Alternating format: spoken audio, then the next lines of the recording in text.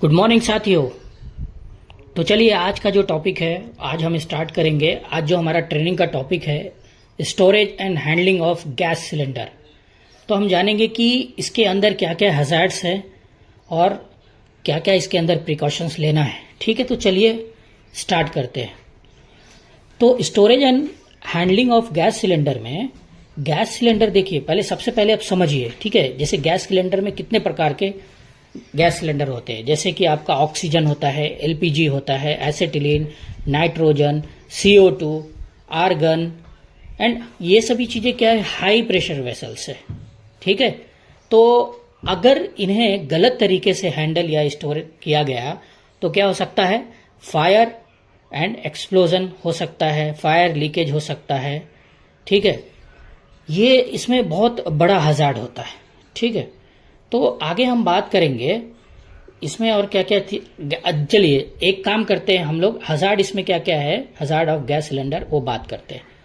तो इसमें क्या होता है, जैसे कि fire and explosion, flammable gases जैसा एक्सप्लोजन, जैसे एलपीजी, एसिटिलीन, हाइड्रोजन हो गया आपका, है ना। कुछ इनर्ट गैसेस हैं, ठीक है, जैसे नाइट्रोजन, आर्गन, है ना। और आपका टॉक्सिसिटी, अमोनिया, क्लोरीन जैसे गैसेस होते हैं। हाई प्रेशर हैजार्ड सिलेंडर इसके अंदर पाए जाते हैं। इसमें क्या होता है, फिजिकल इंजरी होता है, जैसे गिरने से फ्रैक्चर हो सकता है या डैमेज हो सकता है।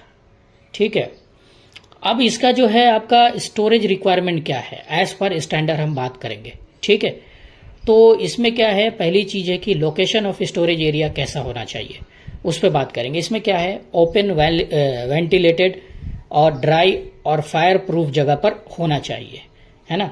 इलेक्ट्रिकल रूम, बेसमेंट या कन्फाइंड स्पेस में स्टोरेज स्ट्रिक्टली प्रोवाइडेड है, यानी कि ये एरिया में आपको गैस सिलेंडर कभी भी स्टोरेज नहीं करना चाहिए। जैसे इलेक्ट्रिकल रूम हो गया, जहां कन्फाइंड स्पेस चल रहा है ना। और एक चीज है इसमें ध्यान देना है, गैस सिलेंडर कभी मिनिमम 6 मीटर जो है डिस्टेंस होना चाहिए फ्रॉम इग्निशन सोर्स, मतलब कि जो आग लगने का जो है जहां चांसेस है, या फिर जहां वेल्डिंग एक्टिविटी हो रही है ना, वो एरिया में, है ना। अभी बात करते हैं जैसे एलपीजी और कंबस्टेबल जो गैसेज है उसको, उसके स्टोरेज के लिए NFPA, national fire protection association, ठीक है, इसका गाइडलाइंस जो है वो क्या होता है वो हम बात करते हैं। सेग्रीगेशन ऑफ सिलेंडर, यानी कि जो कि फुल और इम्पिटी जो सिलेंडर होता है उसको सेपरेटली रखना है ना। जैसे कि हम कंस्ट्रक्शन साइट पे आपका एक स्टोरेज एरिया बनाते हैं, जहां पे एक गैस सिलेंडर को, एक जो हमारा इम्पिटी होता है या फिर एक जो फुल होता है ना। ऑक्सीजन एंड फ्यूल गैसेज जैसे एलपीजी, एसिटिलीन, हाइड्रोजन अलग अलग रखें। मिनिमम कितना रखना है, 6 मीटर डिस्टेंस, ओके। और 1.5 मीटर विड्थ होना चाहिए, फायर वॉल होना चाहिए। ठीक है, तो ये दोनों में से कुछ आपको एक करना पड़ेगा।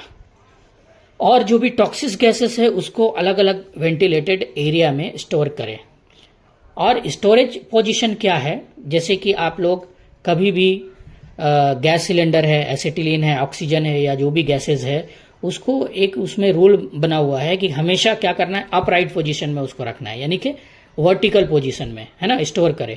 और चैन और स्ट्रैप से उसको सिक्योर करना चाहिए, उसमें ट्रॉली होना चाहिए प्रॉपर तरीके से।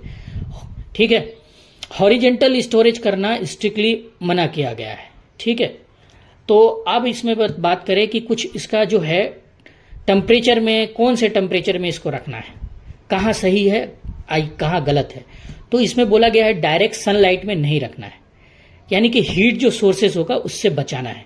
स्टोरेज टेम्परेचर इसका क्या हो सकता है, storage temperature below 52 degree Celsius होना चाहिए। ठीक है, और इसमें कुछ चीजें ध्यान रखना है, जैसे कि मार्किंग और साइनेजेस इसमें लगाना है। क्या क्या साइनेजेस हो सकता है, नो स्मोकिंग का साइनेजेस लगाना है, और वहां पे फ्लेमेबल गैसेस ये साइनेजेस लगाना है, और सिलेंडर स्टोरेज एरिया। ठीक है, इसमें क्या करना है, सेफ्टी साइनेजेस डिस्प्ले आपको करना जरूरी है। ठीक है, और क्या होता है, सिलेंडर पर कलर कोडिंग और जो है कि लेबल क्लियर होना चाहिए। अब आगे बात करेंगे हैंडलिंग रिक्वायरमेंट्स इसकी क्या क्या है। ठीक है, तो हैंडलिंग रिक्वायरमेंट जो है इसमें आपको क्या करना है, यानी कि सिलेंडर का मूवमेंट कैसे होना चाहिए। हमेशा सिलेंडर ट्रॉली या क्रैडल यूज करें। ठीक है, और इसमें क्या है, ड्रैगिंग या स्लाइडिंग या रोलिंग नहीं करना चाहिए। ठीक है, ये चीज़ें आपको ध्यान में रखना है। तीसरा इसमें क्या बात करेंगे नेक्स्ट, वॉल्व प्रोटेक्शन, यानी कि जो वॉल्व प्रोटेक्शन, सिलेंडर का जो कैप होता है हमेशा टाइट रखें जब सिलेंडर यूज में ना हो। ठीक है, वॉल्व ओपनिंग एकदम हमेशा स्लो करें, है ना। और क्या है, ऑक्सीजन और एसिटिलीन सिलेंडर में फ्लैशबैक अरेस्टर यूज करना अनिवार्य है। ठीक है, उसमें क्या होता है, अभी बात करते हैं जो कनेक्शन रेगुलेटर होता है, हमेशा अप्रूव रेगुलेटर्स और होजेस यूज करें। ऑक्सीजन रेगुलेटर को एलपीजी या एसिटिलीन में कभी यूज ना करें। ठीक है, और लीकेज की बात करते हैं हम, जो लीकेज जो होता है उसको कैसे चेक करना है।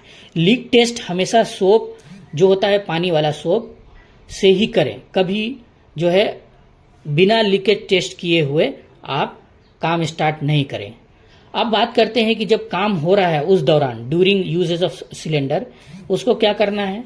मैंने जैसे बताया आपको, अपराइट यानी हमेशा जो है आपको ऊपर पोजीशन में सिक्योर करके रखना है, और कभी भी ऑयल या ग्रीस ऑक्सीजन सिलेंडर पर यूज नहीं करना चाहिए। ठीक है, अब बात करेंगे हम लोग आपातकालीन स्थिति में क्या करना चाहिए। ठीक है, इमरजेंसी प्रिपेयर्डनेस में फायर एक्सटिंग्विशर यानी कि CO2 DCP type near by होना चाहिए, है ना। Emergency shut down procedure and emergency contact number हमेशा वहां पे डिस्प्ले करना है। अगर इन केस ऑफ लीक होता है तो उसमें क्या करें, एरिया को वेंटिलेट करें, है ना, इग्निशन सोर्स रिमूव करें, पीपीस का हमेशा यूज करना चाहिए, है ना। अब एक चीज है कि आपको क्या है, ये चीज ध्यान देना है, डज एंड डोंट कुछ बोला गया है। ठीक है, उसमें क्या है कि आपका जो ये होगा, क्या बोलते हैं, स्टोर जो अब कभी भी सिलेंडर को करना है तो चेन से सिक्योर करना है। ठीक है, वो एरिया में आपको MSDS का जो है एक साइनेजेस हमेशा लगा के रखना है ना। और इसमें क्या है, प्रॉपर तरीके से हमेशा आपका इसको इंस्पेक्शन करते रहना है। ठीक है, कि अगर ये फुल अगर सिलेंडर है तो कहीं लीकेज तो नहीं हो रहा है, इसके लिए आपको इंश्योर करना है प्रॉपर तरीके से। सभी को ट्रेनिंग देना है, ऑल स्टाफ्स एंड वर्कर्स को। ठीक है, और क्या करना है इसमें आपको ध्यान देने वाली चीज है कि एक चीज है इसमें, वहां पर क्या करना है कि कोई भी वर्कर जो है या कोई भी, जैसे बहुत सारे लोग बीड़ी वगैरह पीते हैं, स्मोकिंग करते हैं, तो वहां पे स्ट्रिक्टली मना करना है उनको। ठीक है, अब इसमें कुछ रेफरेंस एंड गाइडलाइंस बताया गया है। ठीक है, जैसे कि आपको रेफरेंस एंड गाइडलाइंस में आपको बता देता हूं, गैस सिलेंडर रूल 2016 इंडिया में जो है ये रूल्स इसके अंदर बनाया गया है कि प्रॉपर तरीके से स्टोरेज और हैंडलिंग गैस सिलेंडर को कैसा करना है ना। उसी तरीके से आपको ओशास है, ओशास 29 CFR में भी 1910101 में कंप्रेस गैस सिलेंडर को कैसे सेफली यूज करना और उसके हैंडलिंग करना है, उसके अंदर भी डिटेल्स दिया गया है। और आपका NFPA national fire protection association 55 code में कंप्रेस गैस एंड आपका जो फ्यूल जो फ्लूइड्स कोड जो है उसके अंदर भी मेंशन किया गया है। और इसके अंदर क्या है कि चीज दिया गया है, IS कोड 8198 यानी कि इंडियन स्टैंडर्ड में भी बताया गया है कि सिलेंडर को हैंडलिंग प्रॉपर तरीके से सेफली किया जाए, ताकि जो है कोई भी कंस्ट्रक्शन साइट पे बड़ा फायर इंसिडेंट ना हो, कोई बड़ी दुर्घटना ना हो। ठीक है, थैंक यू।